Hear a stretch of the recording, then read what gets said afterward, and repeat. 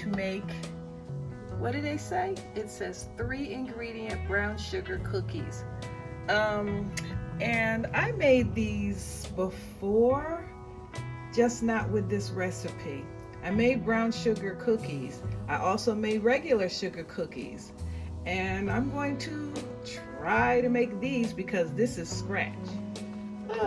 Previously, I used this. I got this giant box of sugar cookie mix from Sam's Club, and it comes with 5 packs. So I used one of those packs and I put in like I guess a 1/3 bag of shredded coconut, and I still have some more of that. So I'm going to try to make these other cookies and see if I can implement the coconut in there. So what I have in my bowl is 1 stick of butter. I have all-purpose flour, and right here I have my brown sugar. I keep my brown sugar in a jar because I like for it to stay fresh. I have one of those little stay fresh little things in there, but I don't like it in the bag because you get it in the bag or you get it in the box, it's still in the bag. So anyway, I'm going to try it this way, and I'm going to update just a little bit. So the recipe calls for 1 cup of all-purpose flour plus 2 tablespoons. 1 cup and 2 tablespoons. 1 stick of butter, which is 8 tablespoons, and 1/3 cup of brown sugar packed. So let's try to measure this right. Okay, opening up my get my water out of the way. Opening up my flour here. I just bought this from the Walmart. It's just regular old all-purpose flour. Some people like White Lily. Some people, it's your choice. But we're just trying something new here, so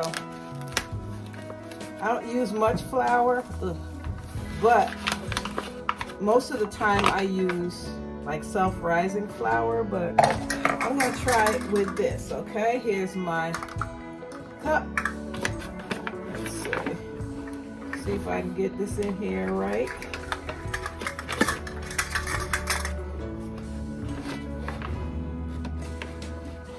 Okay, that's 1 cup of flour plus 2 tablespoons. Where are my tablespoons? Okay.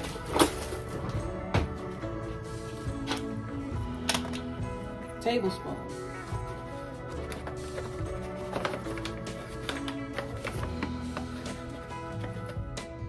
That's 1.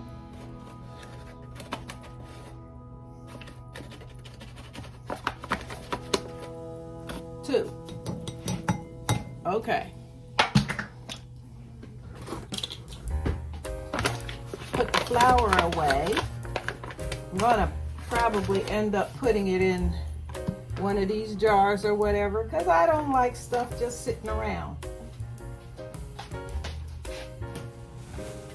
Okay. Now I need 1/3 cup of packed brown sugar.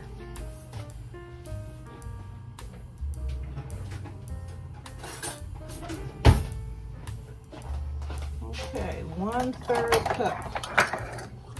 1/2.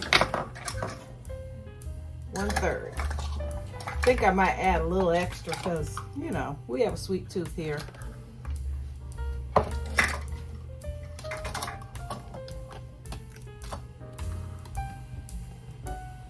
Pack it in there real good.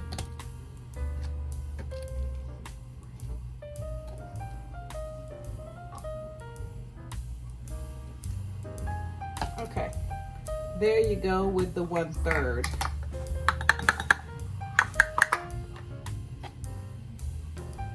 And a little extra, maybe 2. Okay. Those are the 3 ingredients. Now, the recipe also says that if your dough if you're not using a food processor, which I'm not because I don't have one, I'm going to use the fork method and make it into little crumbly pieces. So let's start that process.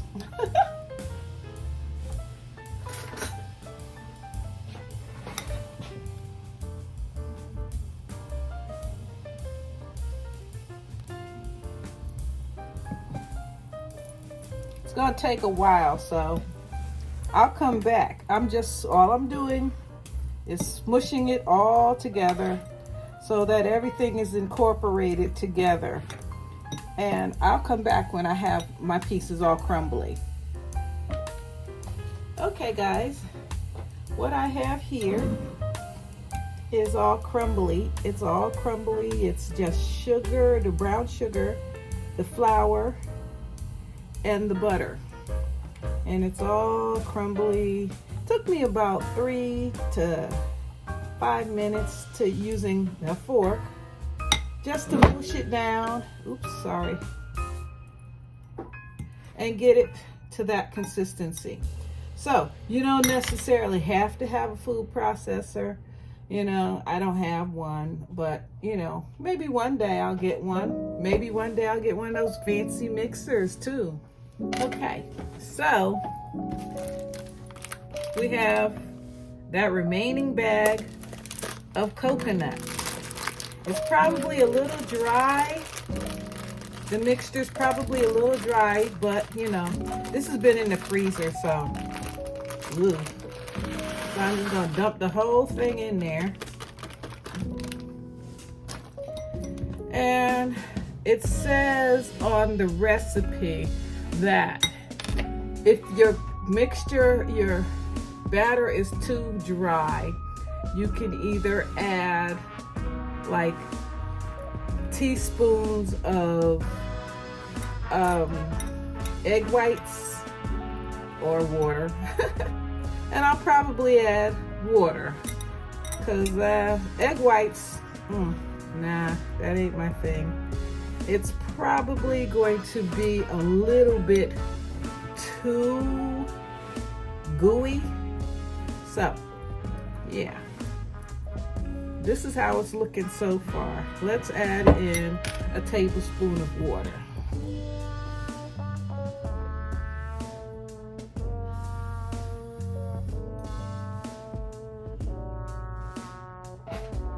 One tablespoon of water. It's probably not going to be enough, but you know, I'm not going to overdo it because I don't want to turn it into a gooey mess. I still want it to be somewhat of a dry consistency because I want it to form balls, you know, and the butter is going to kind of like bind it together. So probably maybe 1 or 2 more tablespoons of water and it should be a-okay. Let's try some more.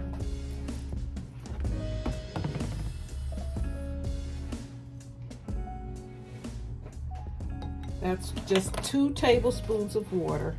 I think it's got a lot to do with the amount of flour, the extra 2 tablespoons of flour. Yeah, now it's starting to act right. You know, get like a consistency I want. So, but that's only where I put the water.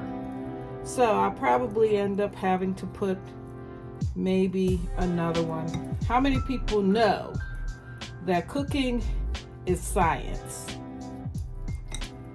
It is. It's measurements, it's science. You're somewhat of a scientist if you can create, you know, recipes and whatnot, or vary them, which that's what I'm doing. So it's pretty stuck. Let's see, let's get a spoon.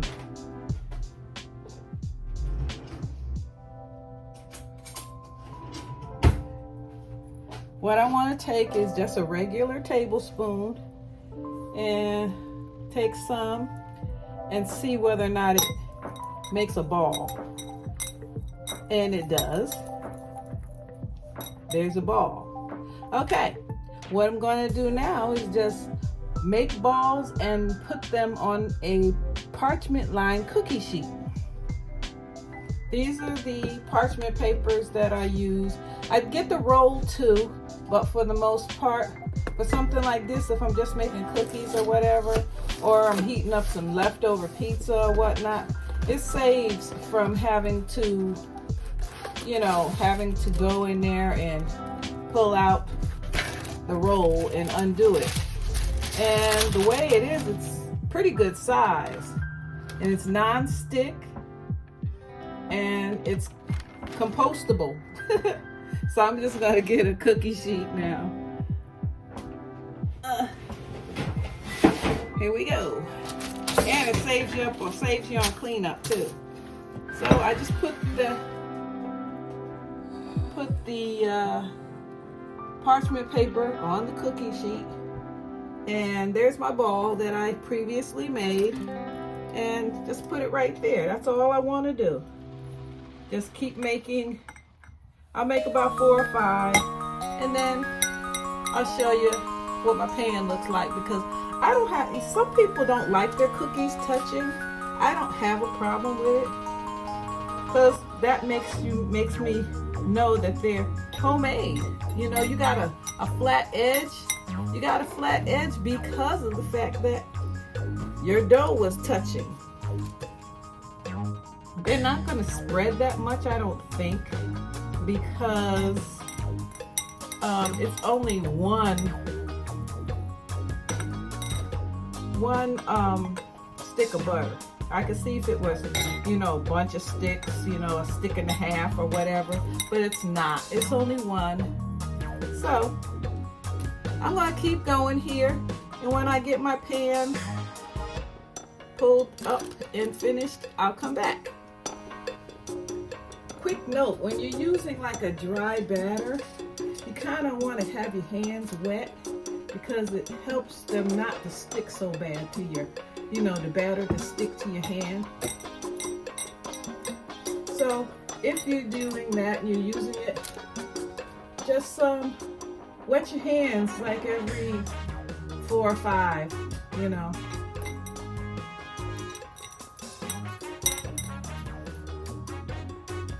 And the batter doesn't stick to your hands, see? Otherwise, it kind of dries it out when you're making them. Dries out the batter, and you already got enough flour on there. So,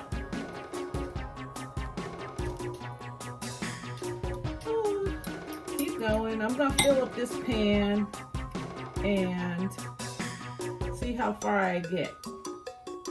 In the meantime, how many of you guys like to make cookies? This recipe was just one that I kind of threw together with other, because I had made the sugar cookies with the coconut before. And, I like coconut. Some people don't. They like pina coladas, they like coconut cake. I don't like say for instance, other stuff that resembles it, like tapioca. I'm not into the wet stuff. So, but these I made, and they were quite the hit. My husband, Mr. Ron, matter of fact, he saw the box of flour on the counter, and he's like, "Oh, are you gonna make some cookies?" And I was like, yeah, when I feel like it. When the feeling hits, I will do it. So, hence, I'm doing it. I still have pretty good amount, Like, I'm not making a giant batch. This is sort of an experiment. Because I've never done the coconut cookies from scratch before. Now, if you wanted to be fancy, you could melt some chocolate chips, and once they're done, you can, you know, drizzle it on top or whatever. Or you can take a chocolate, Hershey's Kiss, and kind of do them, you know, put it down the middle before you cook them. It's up to you. All right, I got one more and then I will be done with this pan, and I will go ahead and pop it in the oven. Oh, and it looks like that's what it made. One complete, whatever this is, 4, 8, 12, 14, 15, 16, 17, 18, 19. You made one pan. Okay, I just got a couple of little dribs and drabs left over in there, and I'll just kind of put them on top of something. Put them on another cookie and see. You know, you don't want to waste it. So I think I got enough to share with your friends, pal. Ooh, not sharing very well, but anyways. Not gonna re-ball it up. Just gonna try to stick it on top. Okay, all done. Let's put these buddies in the oven. Oh, by the way, you're putting them in the oven at 350 degrees that you have already preheated, and then you'll leave them in for 12 minutes per pan.